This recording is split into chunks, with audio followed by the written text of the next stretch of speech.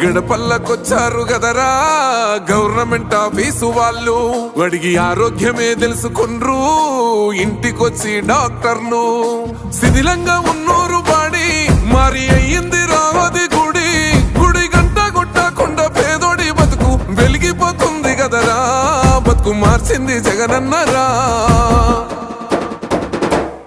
ఏం తక్కువ చేసిండురా రాజన్న కొడుకు, కోరి పథకాన్ని పంపిండురా పేదింటి వరకు.